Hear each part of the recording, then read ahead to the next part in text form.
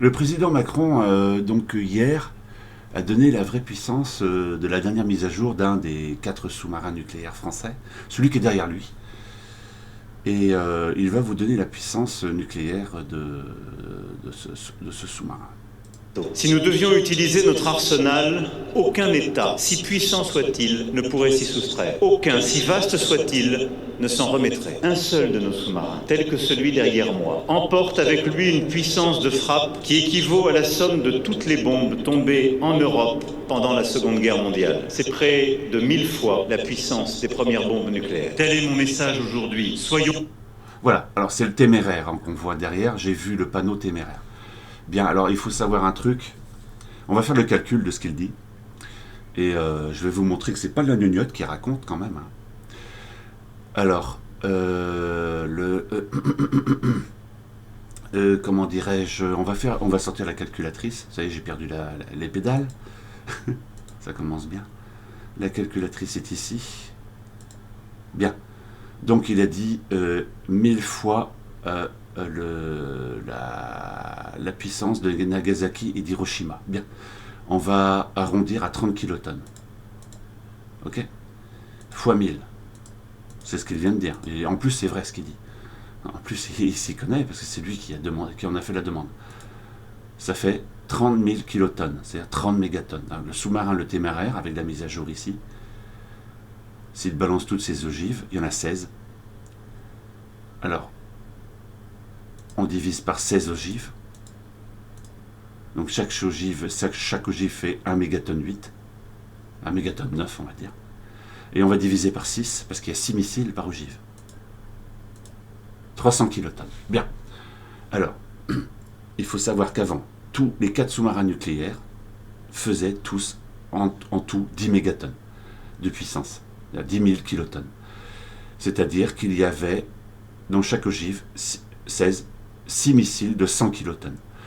Ensuite, Macron, à la fin de son premier quinquennat ou au début du deuxième, je ne sais plus la date précise, et il a dit 100 kilotonnes par missile, c'est pas assez, je veux des missiles de 300 kilotonnes.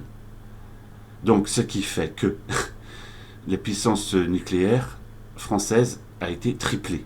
Ah, déjà, pour le téméraire, c'est sûr. Les 3 autres sous-marins, je ne sais pas si la mise à jour a été faite. Je ne sais pas si les nouveaux missiles M51, .2, .3, .4, je ne sais pas quelle est la bonne mise à jour pour qu'ils avalent des missiles de 300 kilotonnes dans les ogives.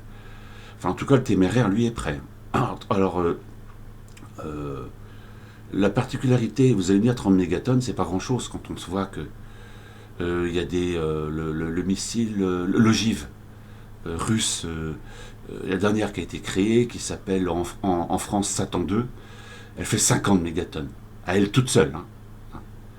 Et il doit y avoir, je ne sais pas combien de missiles qui doivent faire chacun 10 mégatonnes, enfin c'est des trucs complètement pétés. Un seul comme ça rase la France complète. Hein. Il se balance ça sous Paris, à Brest, et t'es cramé au 2e, 3e degré. Tu te prends 2 sieverts, il te reste 6 jours à vivre. Hein. Alors, vous allez me dire, donc un sous-marin nucléaire fait 30 mégatonnes, le plus puissant maintenant, grâce à Macron, ou à cause, ça dépend comment vous voyez les choses. Mais il faut savoir une chose, c'est peut-être pas très puissant par rapport à ce que font des missiles solaires américains qui font 9 mégatonnes, et l'ogive russe qui fait 30 mégatonnes, 50.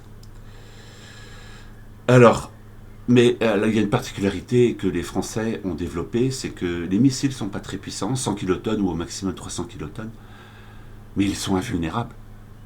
Ça, la France s'en vante pas, mais l'ogive, on peut la péter quand elle sort du sous-marin, si on peut. Mais comme c'est envoyé au milieu des océans, on ne peut pas les arrêter déjà. Il n'y a pas d'anti-missile ogive à côté du sous-marin. Enfin, comment on va faire pour arrêter ça? J'en sais rien.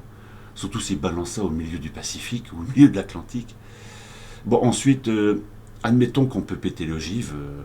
Bon, voilà, ça s'arrêterait. Mais la particularité des missiles, après, quand ils sortent de la coiffe de l'ogive, les 6 missiles, c'est que les 6 missiles français sont totalement invulnérables. Ce sont les plus rapides du monde, et ça depuis très longtemps. Ils doivent taper des vitesses de 14, 15 000, 16 000 km/h. Il n'y a pas plus rapide au monde. De leur vitesse, ils sont invulnérables, et de leur taille, c'est-à-dire c'est des bombes à hydrogène miniaturisées, de 100-300 kilotonnes, et qui sont tout à fait modernes, hein, c'est ce qu'il y a de plus moderne en ce moment. C'est invulnérable parce que c'est pas détectable au radar, on peut pas les arrêter.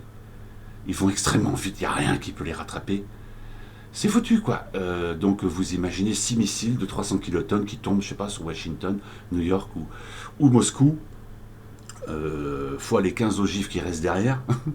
Ça rase quasiment toute la Russie de l'Est, et ça rase complètement toutes les grandes villes américaines, c'est-à-dire Los Angeles, Washington, New York et toutes les grandes eaux de Chicago. Ça les rase complètes, hein, il n'y a plus rien des États-Unis. Hein. Bon, évidemment, ça ne va pas raser la campagne américaine, mais en plus, il y aura les radiations. Si les radiations montent à 1 ou 2 sieverts, les gens autour, il leur resterait évidemment que 6 jours à vivre, quoi, hein, tout casser. Hein. Vous prenez 2 sieverts, c'est en radiation, il ne vous reste pas grand-chose à tirer. Hein. Voilà. Je ne sais même pas si le crayon va tenir dans vos mains pour écrire votre testament, hein, pour être précis. Voilà la puissance nucléaire française. Donc, je ne sais pas si les 4 sous-marins font maintenant 30 mégatonnes de puissance. Je pense qu'il n'y a que le Téméraire. Voilà, quoi. C'était une demande de Macron il y a quelques années et il vient de la déclarer officielle.